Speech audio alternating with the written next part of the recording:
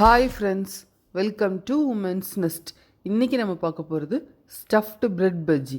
Stuffed bread bajji எப்படி செய்கிறதுன்னு பார்க்குறதுக்கு முன்னாடி நம்ம உமன்ஸ் நெஸ்ட் சேனலில் ஃபர்ஸ்ட் டைம் பார்க்குறவங்களா இருந்தீங்கன்னா கீழே இருக்கிற ரெட் கலர் சப்ஸ்கிரைப் பட்டனை ப்ரெஸ் பண்ணிவிடுங்க. பக்கத்தில் இருக்கிற பெல் ஐக்கானையும் கிளிக் பண்ணிவிடுங்க. இப்போது ஸ்டஃபிங் ரெடி பண்ணிக்கலாம். அதுக்கு பேனை அடுப்பில் வச்சு நல்லா ஹீட் ஆனதும் 2 ஸ்பூன் ஆயில் சேர்த்துக்கோங்க. ஆயில் வந்து லைட்டாக ஹீட் ஆனதுக்கப்புறமா கொஞ்சமாக சோம்பு இந்த மாதிரி கையில் வச்சு நல்லா கசக்கி போட்டுக்கோங்க. சோம்பு லைட்டாக பொரிஞ்சதும் ஃபைனாக சாப் பண்ண ஆனியனை சேர்த்துக்கோங்க. இப்போது வெங்காயம் வதங்கிறதுக்கு தேவையான அளவு உப்பு சேர்த்து நல்லா வதக்கிக்கலாம். வெங்காயம் நல்லா வதங்கினதுக்கப்புறமா 2 மீடியம் சைஸ் உருளைக்கிழங்கு வேக வச்சு மேஷ் பண்ணி எடுத்து வச்சுருக்கிறேன். அதை சேர்த்து நல்லா மிக்ஸ் பண்ணிக்கோங்க. இப்போது மசாலா சேர்த்துக்கலாம். 1/4 டீஸ்பூன் வந்து கரம் மசாலா, ஒரு 1/2 டீஸ்பூன் சில்லி பவுடர், கொஞ்சமாக மஞ்சள் தூள், உப்பு சேர்த்து நல்லா மிக்ஸ் பண்ணிக்கோங்க. ஸ்டஃபிங் வந்து இப்படி தான் பண்ணணும்னு அவசியம் இல்லை. நீங்கள் வந்து உருளைக்கிழங்கு பேஸை வச்சு ஸ்டஃபிங் எப்படி வேணாலும் பண்ணிக்கலாம்.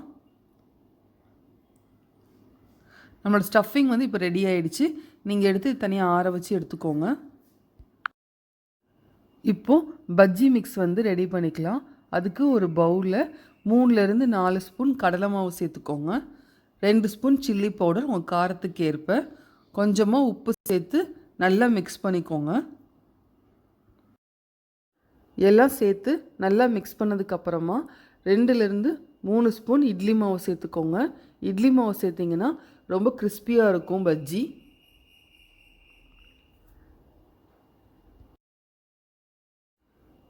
எல்லாம் சேர்த்து நல்லா மிக்ஸ் பண்ணதுக்கப்புறமா கொஞ்சம் கொஞ்சமாக தண்ணி சேர்த்து நல்லா மிக்ஸ் பண்ணிக்கோங்க.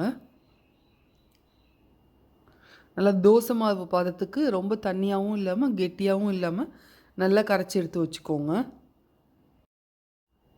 பஜ்ஜியை பொரிச்சு எடுக்கிறதுக்காக இப்போ நம்ம ஆயிலை வந்து ஹீட் பண்ணிக்கலாம். அதுக்கு ஒரு கடாயை அடுப்பில் வச்சு நல்லா ஹீட் ஆனதும் எண்ணெய் சேர்த்து நல்லா ஹீட் பண்ணிக்கோங்க.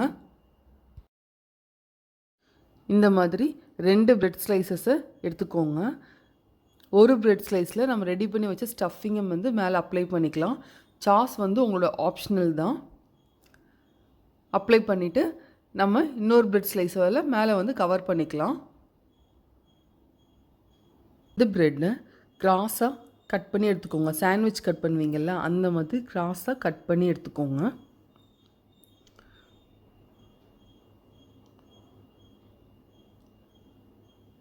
ஸோ இந்த மாதிரி இருக்கும். இதை வந்து பஜ்ஜி மாவில் முக்கி நம்ம ஃப்ரை பண்ண போகிறோம். நம்ம கட் பண்ணி வச்ச ப்ரெட்டை இப்போ வந்து பஜ்ஜி மாவில் வந்து முக்கிக்கலாம். நீங்கள் வந்து எடுக்கும்போது ரொம்ப கேர்ஃபுல்லாக எடுங்க. எல்லா இடத்துலையும் அப்ளை பண்ணுற மாதிரி இருக்கணும். 2 கையால் எடுத்து நம்ம வந்து எண்ணெயில் போடணும். ஆயில் நல்லா ஹீட் ஆனதுக்கப்புறமா நம்ம ரெடி பண்ணி வச்ச பஜ்ஜியை இதில் போட்டுக்கலாம். ஆயிலில் நீங்கள் வந்து திருப்பி திருப்பி போடக்கூடாது. அதுவே மேலே வந்து எலும்பி வரும். அதுக்கப்புறமா லைட்டாக திருப்பி போடணும். சும்மா சும்மா திருப்பி போட்டோன்னா பஜ்ஜி வந்து உடஞ்சிரும்.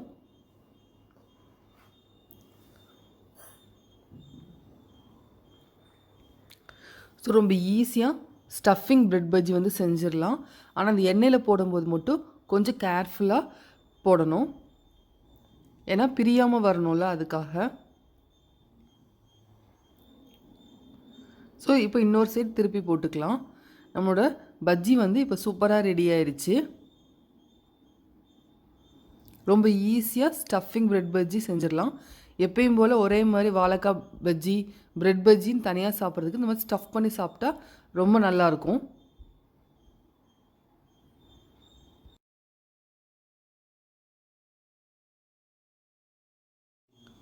நம்மளோட ஸ்டஃப்டு பிரெட் பஜ்ஜி சூப்பராக ரெடி ஆயிடுச்சு.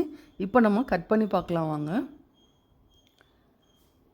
நம்ம பஜ்ஜி ரொம்ப கிறிஸ்பியாக ஸ்டஃபிங்கோடு இப்போ சூப்பராக ரெடி ஆயிடுச்சு. நீங்களும் ஒரு தடவை ட்ரை பண்ணி பாருங்கள். நார்மலாக சாப்பிட்ற பஜ்ஜிக்கும் இந்த பஜ்ஜிக்கும் நல்ல டிஃப்ரென்ஸ் இருக்கும். ரொம்ப டேஸ்டியாகவும் இருக்கும். நீங்களும் ஒரு தடவை இந்த ஸ்டஃப்டு பிரெட் பஜ்ஜியை ட்ரை பண்ணி பாருங்கள். வீட்டில் இருக்கிற எல்லாருக்குமே ரொம்ப பிடிக்கும். இந்த பஜ்ஜி உங்களுக்கு பிடிச்சிருந்துச்சுன்னா லைக் பண்ணுங்கள், ஷேர் பண்ணுங்கள், பக்கத்தில் இருக்கிற பெல் ஐக்கானையும் கிளிக் பண்ணிவிடுங்க. மறக்காமல் உமன்ஸ் நியூஸ் சேனலை சப்ஸ்கிரைப் பண்ணாதவங்க சப்ஸ்கிரைப் பண்ணிவிடுங்க.